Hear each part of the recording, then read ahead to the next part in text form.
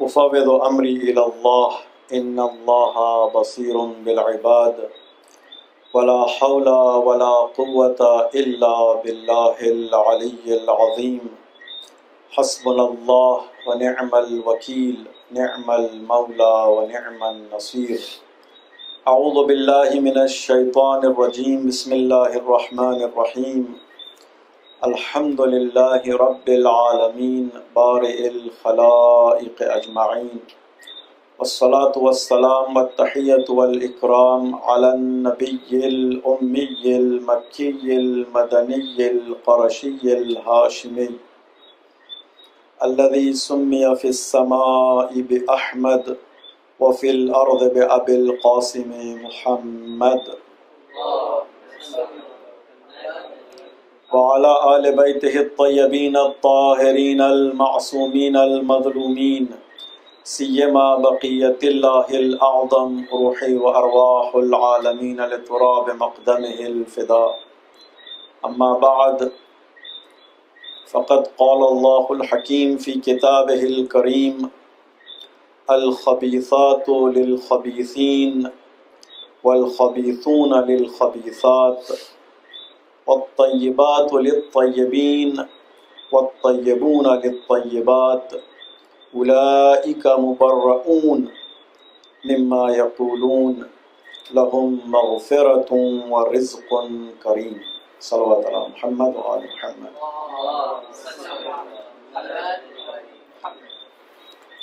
We started our topic last night discussing on the family structure in Islam, which is a bit hot topic, and it is essential to discuss on that topic,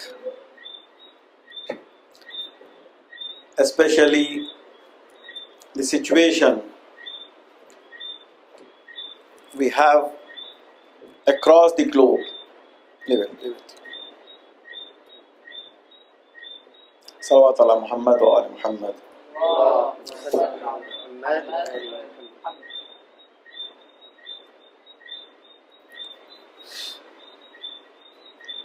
Where the shaitan and the iblis and its army trying hard to deviate the entire human being, especially the Muslims and the mu'mineen. And the situation is very critical, and as I mentioned, that as human nature and human being are developing themselves, the same way shaitan and iblis is also developing, and they use many tricks. And as I mentioned, the major trick and major weapon they are using nowadays is the media, especially the social media. Hence it is very cheap and affordable for everyone, and it reaches to every village and every house across the world. And you see, there are many societies in which if they don't have food, it's okay for them. But if they don't have internet, it's a suffering, and they can't afford it. They can't bear it with it. And that's the situation right now. And unfortunately, as the riwayat mentioned, I did some of those riwayat, some of those traditions I did mention last night. In the time of occultation, many fitnas will occur because of the same factor. The shaitan is working, and kathurat talaq, kathural uquq, these are the words of ahadith. The talaq will be raised. The ratio of the talaq, if you see in Islamic countries I'm talking, out of 10 nikah, there are 4 talaq, the divorce. This is a very critical condition. I'm talking about Islamic countries, some of the Islamic countries, the data from them. And this data is restricted to those who registered. There are many talaq, they are not going to register it. And even there are many misunderstandings in the families. It's very close to talaq. It's very similar to divorce, but they are compromising, living together. This is, the number goes high. So it means the direct attack by the Iblis and the Shaitan is there and it's working, and unfortunately the majority of us are victimized with this attack. So in this era, in this situation, we need to find the solution from the Quran and the Ahlul Bayt alayhimus salam, especially in the month of Muharram and the month of Safar, which is, the ground is prepared spiritually for all of us to, inshallah, find the solution. Inshallah, we apply these things which we discuss here in our day-to-day life, and inshallah, our youths, especially our younger generation, will take lesson out of it. The verse I selected from the Holy Quran is very appropriate and suitable. In fact, as Quran itself mentioned, La ratbin wa la ya'bisin illa fi kitabim mubin. We have everything in Quran. Everything means related to the guidance of human being is there in Quran. Anything you want to find out for the guidance of human being, that is there in Quran. La ratbin wa la ya'bisin illa fi kitabim mubin. Is there.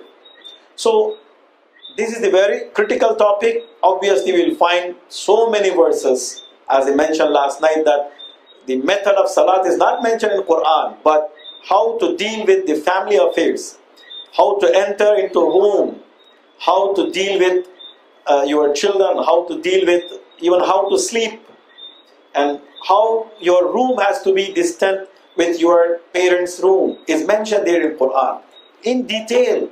So that means it's a very critical issue, and this issue has to be focused by all of us. The Quran, this verse says, "Vicious women are for vicious men." Vicious. Vicious men, vicious women are for vicious men. The pronounce is correct? Vicious. And vicious men for vicious women. Good women are for good men, and good men for good women. These are absolved of what they say about them. For them is forgiveness and a noble provision. Surah An-Nur is 24th chapter in Quran. I recommend all my brothers and sisters, especially those who want to know about the family affairs, and those who married especially, it's good for them to read this Quran with this angle. Many of the ahkam and Islamic law is mentioned concerning the family affairs. And chapter 24 is not big chapter, and one of the very famous verses there located in that chapter, the ayah name. Some of the verses in the Quran carries the name. It means some verses are very important than the other verses. Of course, all verses are important, but some verses carrying extra weight. So this verse of the Nur, Ayatul Nur, is there in this chapter, chapter Nur. That's why, because of the same location of this ayah, the whole chapter called, named as the chapter Nur. Nur means light. So in 24th chapter, Allah subhanahu wa ta'ala mentioned this verse, the verse number 26, which clearly mentioned that who suits who. Who is suitable for who. In family structure, as I mentioned, we break down the subtopics, and tonight I want to discuss about the spouse selection. This is a very important topic for all of us,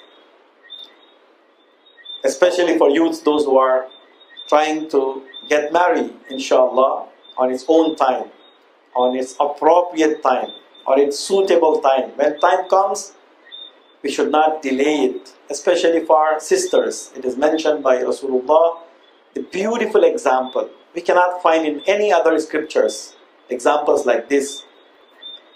The girl is like fruit. When it ripes, it has to be consumed. Take a positive meaning. And once it's not consumed on its own time, then what happens? It spoils. We see in our society, in the entire world, how fruits are spoiling and how people are just watching. The farmers are watching their fruits spoiling in front of them and they're not doing anything. It means they are not understanding the importance of their product. That has to be focused. That has to be awakened. We need to awaken our minds and our society that these are the ways how shaitan penetrates into us and cause the deviation and destruction. The spouse selection is something very critical, and it is something mentioned in many traditions. The method and also the criterion, especially. What should be a criterion to find a spouse? I want to discuss something very important. I urge all my brothers and sisters to pay extra attention. And who has authority for spouse selection? This is very important. Either the youths themselves will select for themselves, or the parents should facilitate, or the mediators, they have to work. Which one is accepted and suggested by or prescribed by Islam? Because we are Muslims and we need to follow the Islam, and we don't bother about the world, how they are going and where they are going. Once we mention the goodness about Islamic principles, automatically you will understand what is happening in this world and how the other the other scriptures talking about it, and how the other societies dealing with this issue. And once we are talking about Islamic perspective here, it doesn't mean that we don't want others to understand this and adopt it. The door is open for everyone. Anyone can benefit from these discussions, and if they apply, it's they who benefit from it. So, and also it is mentioned that the how we have to approach, direct approach, or we need to use the mediators. My dear brothers and sisters, there is no exact formula for this. It varies depending upon the circumstances of the person, the condition of the person, and situation of the person. There are some families, without their consultation, nothing will happen. And they give good suggestions and very good advice. And those families are traditional families, we can say here. And there are some families who don't care which hand you pick and to whom you bring in home. Once they see that you are happy, they are happy with you. Once you are in trouble, all they can say to you that sorry, that's all. We have families like that. And as the world moving towards development, in early ages, in the 1400 years back, while Islam was flourished, it was village community. It was almost, we had villages, and a few cities across the world we had. And we never had any metropolitan city like before. And the communication was not like how we are enjoying with. So the methodology at that time was totally different. Because the persons who were living in a village, they were only known, the people living across and then surrounding them. They were not aware of people living in other part of the world, or even the next village or the next city. But now, the global village system has provided us a vast information that each one of us know everyone through the social media and through the many sources of communication we have with us. We linked and we hook with many. Within a second, we can talk to anyone. We can link with anyone. So the methodology, we cannot apply the same as before. But we need to discuss about the formula and red line which is drawn by Islam. We should not cross that red line. Yes, it's okay to use the latest equipment and means of communication. That's okay, that's allowed. But the red line we should not cross. Once we cross the red line, then the victims are ourselves. Because Islam is not something imposing you something which you cannot take it, or it is harming you. Islam is the religion of peace. And if you conclude Islam in one word, the principles which easy to apply and applicable in all circumstances, in all places, in every eras, in all timings. Anywhere you go, you can apply.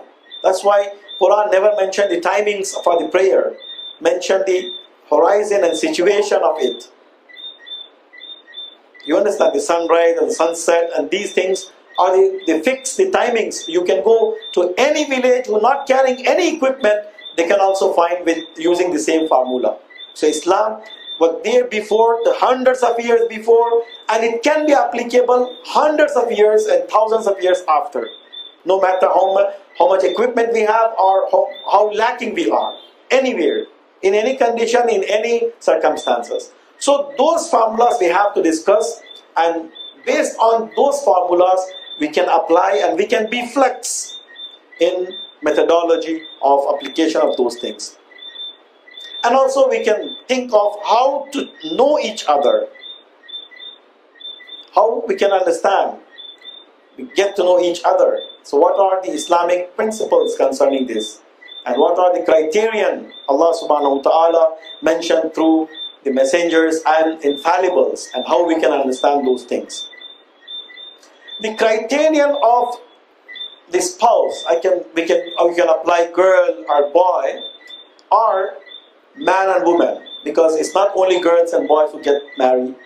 Even some man and woman, like the second marriage or maybe third marriage, and these things they have to consider. These formula apply for everyone. Anytime you want to get married, you want to select a spouse, these are the criterions we need to look for. Whom may we select as a spouse? And selection and the marriage are two different things. Please bear this part, and very critical. Islam encourages us to facilitate for the marriage as easy as possible. It encourages elders, parents, friends, or relatives to facilitate the youngsters so they can get married. If you go through with some of the ahadith, we can identify, we can understand better. Our noble Prophet said, be lenient in marriage. Do not exercise extreme care. Please take this very serious. We are doing totally opposite. Selecting spouse, choosing spouse is one thing, and marriage arrangement is other thing. These two things we have to examine properly. Islam encourages and encourage us to make it easy for the marriage. But in the meantime, for the selection, it advised that we need to be careful. We have to take our time. See these ahadith. The best marriage is the easiest one. Because of not applying these things, we are suffering. Fortunately, in Guyana or in Caribbean, we are not that much victimized in this particular case. Our marriages are not that much lavish compared to Middle East or the Indian subcontinent or some other countries. I'm not much aware of those traditions. They spend millions on their marriage function, on their walima, on the reception, which is a totally waste. Even if you have you should not waste that much of money on those occasions, so you can be a role model for those who don't have. Because once you set up this formula, the rich people, they expend for the marriage functions lavishly. The poor man, from where they can bring? So they have to put themselves in trouble so they can maintain the dignity in the society. So that is not a good example. Islam never encouraged that.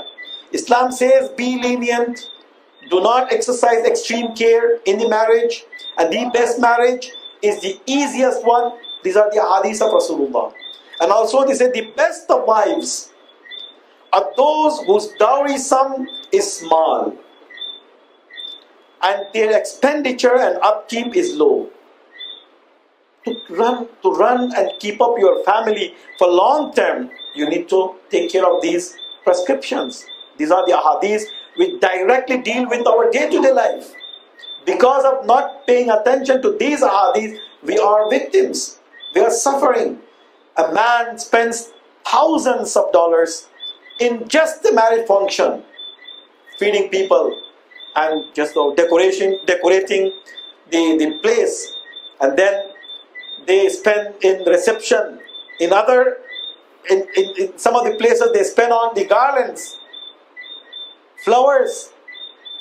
These decorations last only for hours, and then there is no place for that, and then they end up bankruptcy.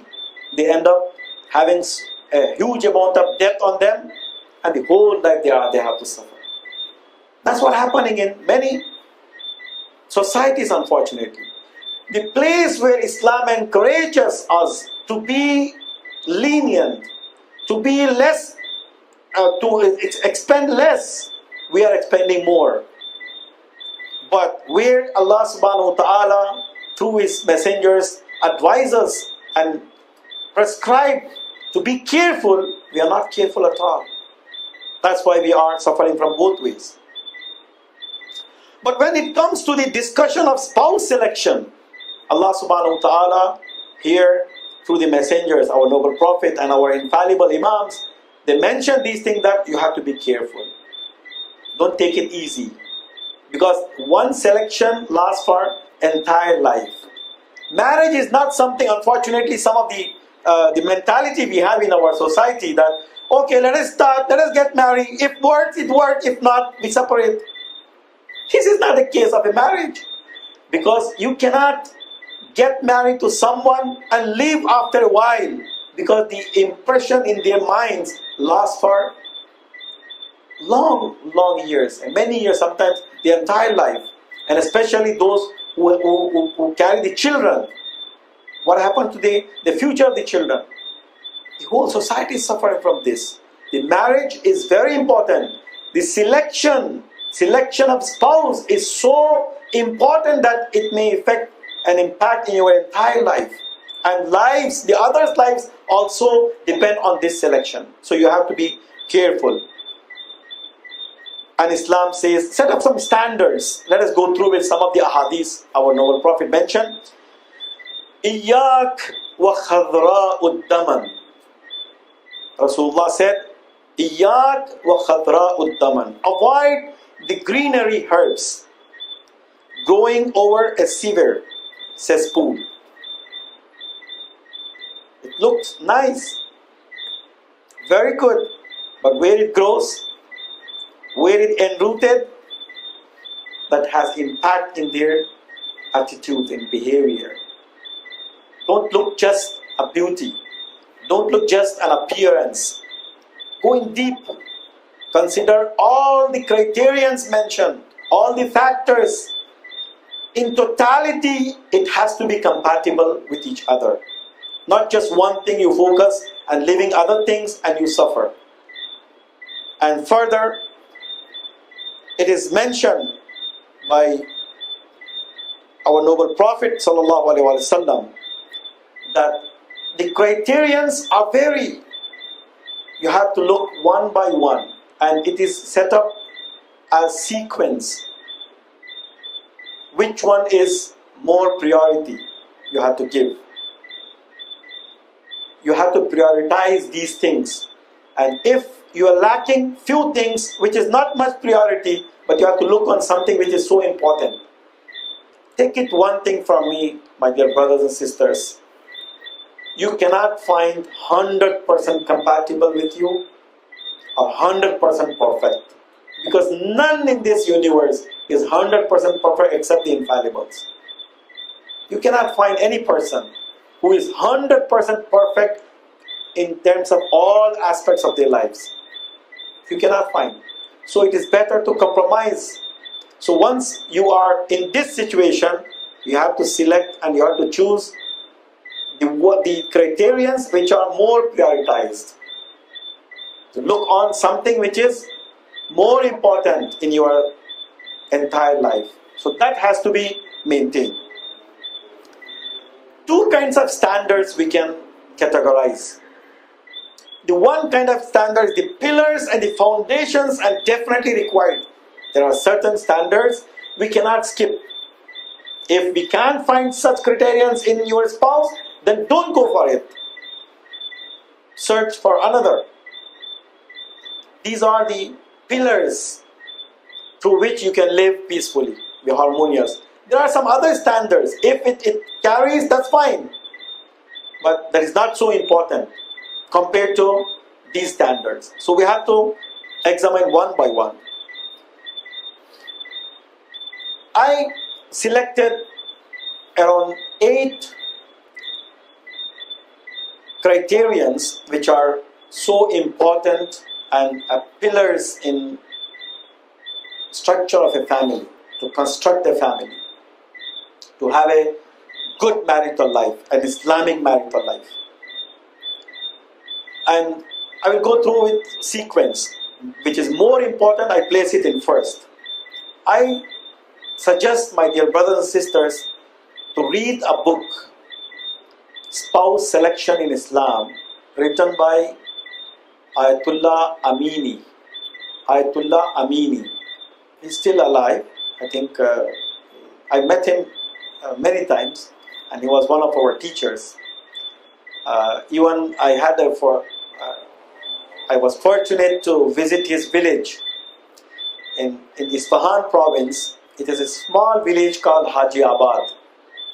In Haji Abad, it's a very small population of 100 and something families. And they give, in a percentage wise, the most martyrs for the Iran-Iraq war.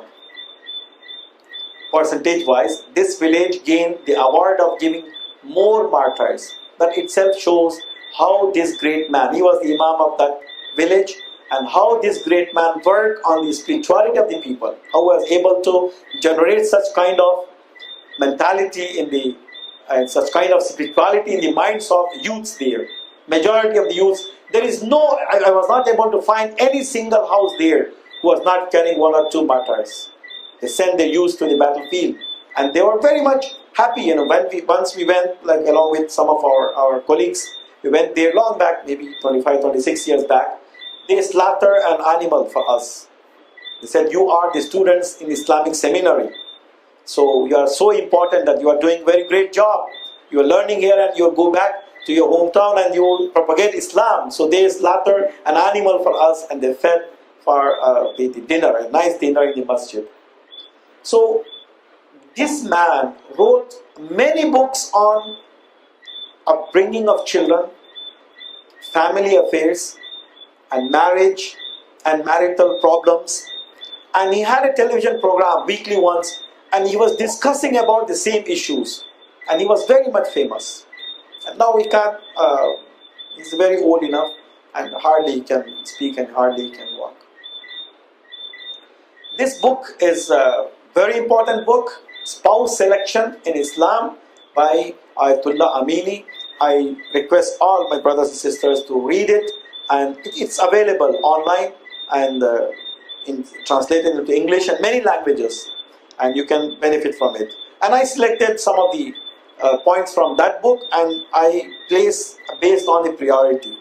The first criterion in selection of spouse. Recite Salawat ala Muhammad wa ali Muhammad. The first and foremost important criterion is religiousness. And unfortunately, that is what forgotten. We care everything except this part. We don't care about their religion. The ayah, the verse I recited, Allah subhanahu wa ta'ala mentioned who suits who.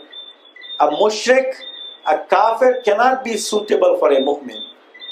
A believer cannot live with a non-believer, a disbeliever. This is impossible unless they compromise. Compromise with what? Compromise with their basic things. Compromise with their thing which is equal to life. As per the many hadiths, the person who is disbeliever is a dead body, dead moving body. The body which is moving but it is dead. The life is with religion. The life is with particularly Islam. Islam gives us the life. So we need to consider this very important.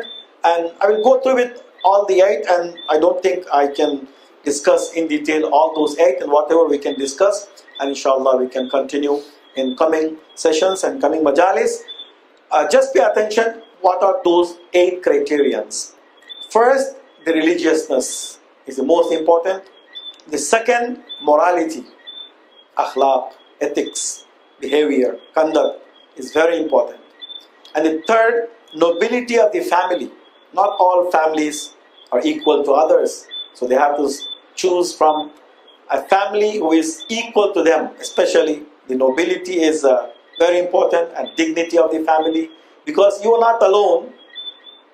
You are now the family. Both the families connect with each other. So you cannot tolerate the huge difference and gap between these two families. So you have to consider the dignity and nobility of the family. And the fourth, reason. You have to find the compatibility in reasoning. The mentality of each others, how they think, how they examine the issues in their family and the marital life. The fifth, physical and mental health. Bear in mind, these things going based on the sequence. The first and foremost is religiousness, and then one by one, one after another. If not, you can prefer to one like physical and mental health first, and then go back to religiousness. No. As I'm mentioning, it goes as per the sequence. The fifth one is physical and mental health.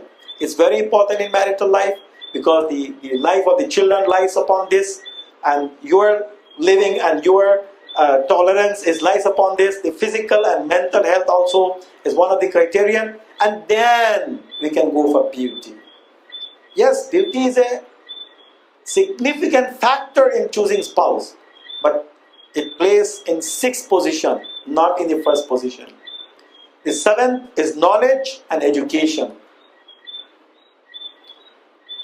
If a man is like the PhD and the woman is illiterate totally, then it is hard for them to run their family. But I mentioned this is the 7th criterion. If they fulfill all 6, then it's okay. That's fine. It can work. So all thing is you need to have some increase in tolerance.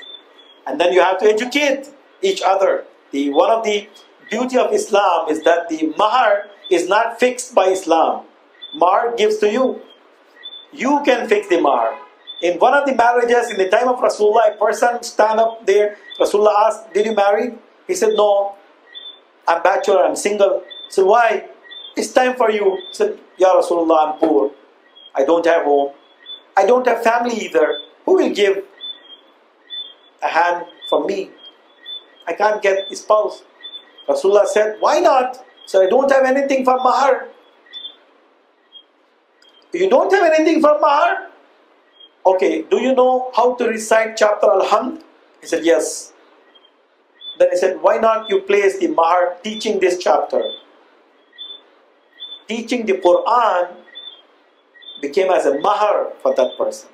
So, if the highly educated, one person is highly educated, the other person is illiterate, then they can fix the mahar. The education itself can be a mahar.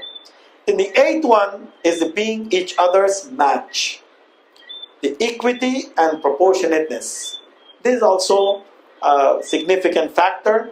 And let us examine one by one. without wasting much of our time. And I'm trying my best to strict myself within the time, not moving beyond the 45 minutes. And inshallah, we conclude within that, and we go one by one. Religiousness now. A man came to Prophet Muhammad sallallahu alaihi wasallam to seek guidance in connection with the selection of his spouse. And he said to him, who our noble Prophet advised him, Alayka bidhati deen.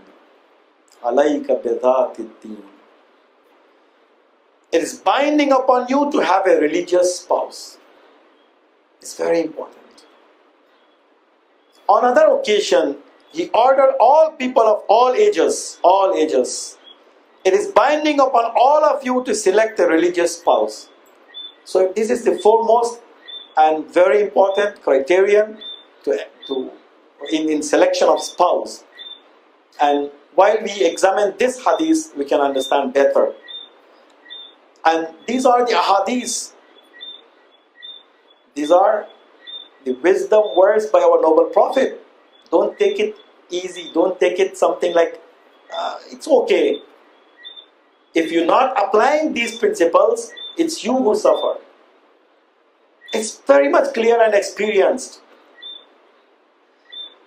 Rasulullah mentioned, this is a very important hadith and famous both in Sunni world and Shia world. Man tazawwaja imra'atan, the one who want to marry someone, a lady, a woman. No, it applies for both. It's just the one example mentioned. Limaliha wakkalahu Allah ilayh. وَمَنْ تَزَوَّجَهَا لِجَمَالِهَا رَأَى فِيهَا مَا يُكْرِهُ وَمَنْ تَزَوَّجَهَا لِدِينِهَا جَمَعَ اللَّهُ بِهِ ذَلِكَ جَمَعَ اللَّهُ لَهُ ذَلِكَ. A man who marries a woman for the sake of her wealth. Normally people look on these things, especially if you go to the Middle East and the Indian subcontinent, Indonesia, Malaysia, and those places, the main thing they focus is the wealth. And I heard that in Malaysia, when they sit for the discussion of the marriage, the both families, the first question they ask, how many times your son visited Hajj? Or how many times your daughter visited Hajj? That's how they want to figure out your wealth. Because Allah subhanahu wa ta'ala invited for Hajj only for who? Those who can afford. So if you visited 5 times, means you have. So they don't want to ask directly how much wealth you have. In this way they configure and they understand how much wealth we have. And that is not something Islam recommends. Wealth is something, it comes and it goes. The way it comes, the way it goes. Nothing for permanent. A man who marries a woman for the sake of her wealth, Allah leaves him in his own condition. Meaning what? He cannot receive any help from Allah anymore. Survive with what you have. Don't expect any blessing from Allah subhanahu wa ta'ala. And the one who marries her only for her beauty. Only for her beauty. Beauty is good, considerable. You can consider that. But only for her beauty, he will find in her things which he dislikes. Displeasing matters comes for them. The beauty which you are looking for, the same beauty may become a hurdle in love and affection between you. Allah can make anything possible. And the one who marries her for the sake of her faith, religiousness, Allah will gather up all these things for them.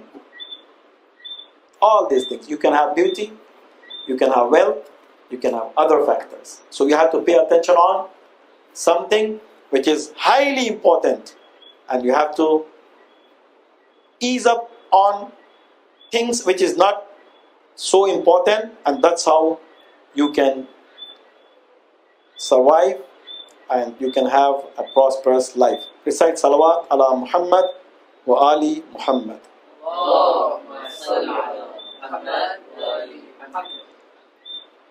Today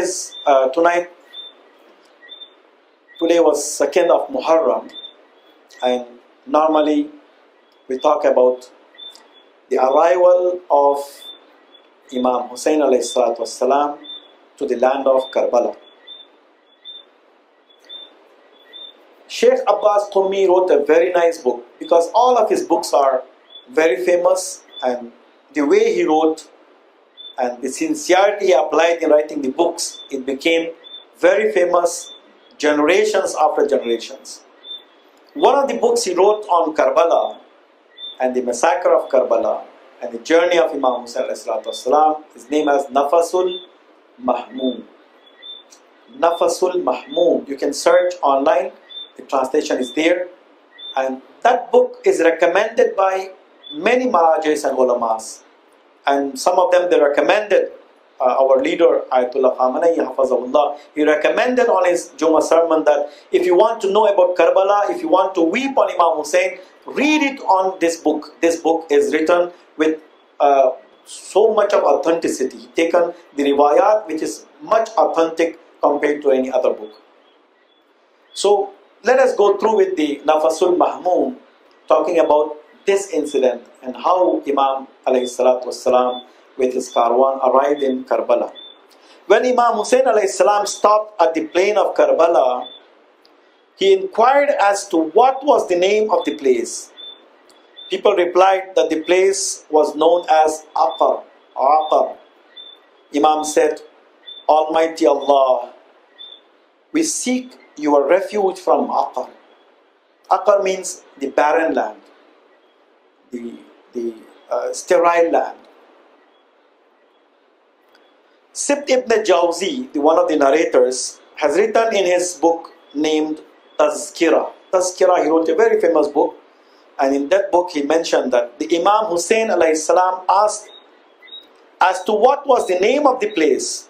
They replied, the people living there, they replied that it was Karbala and was also called Nainawa, which was a village therein. Even if you go now, you can find the boards naming the Nainawa and Ghaziriya and those names. Then Imam started weeping and said, Salama has informed me, Salama, his grandmother, the wife of Rasulullah, one of the wives of Rasulullah.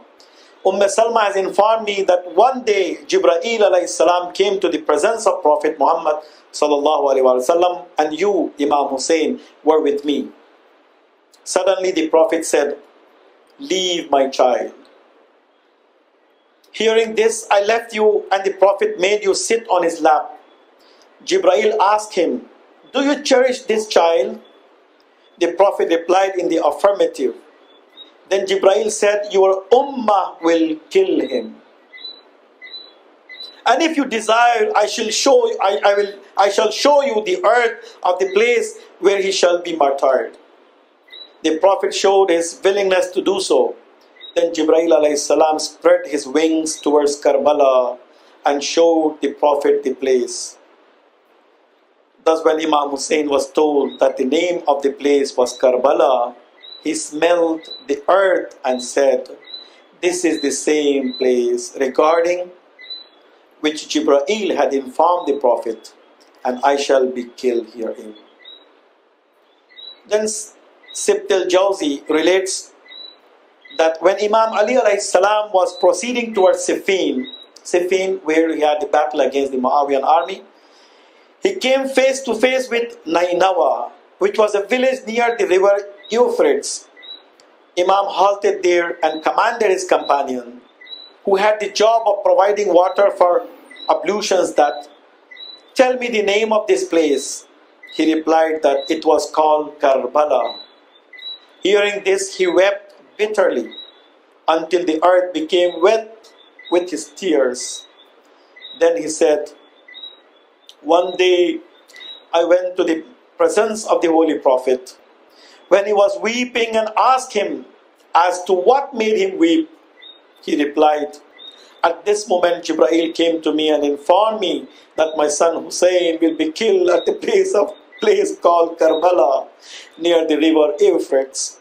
Then Jibreel lifted a handful of earth and gave it to me. I smelt it, thus I could not control my tears. Furthermore, it is related in Biharul Anwar that Imam Muhammad al-Baqir alayhi salam says that one day Imam Ali went on with his companions 1 or 2 miles away from Karbala. Then he advanced further until he reached a place called Maqdafan and started wandering there. Then he said, 200 prophets and the progeny of prophets have been martyred at this place. And this, the halting station, the place of martyrdom of the fallacious martyrs, which has not been acquired by the ancient, while those after them shall not reach it too. O Allah, I seek your refuge from karb and bala. Karb means grief. Bala means trials. O Allah, I seek your refuge from karb and bala. Then Imam Hussain said, grief and trial dwells herein. Hence, alight down, and this is our halting place. Here will our blood be shed, and here shall we be buried. My grandfather, the Prophet of Allah, has foretold me regarding it. La yawm ka yawmika ya Aba Abdullah. Assalamu alayka ya Aba Abdullah. وعلى الأرواح التي حلت بفنائك عليك مني سلام الله أبدا ما بقيت وبقي الليل والنهار ولا جعله الله آخر العهد مني لزيارتكم.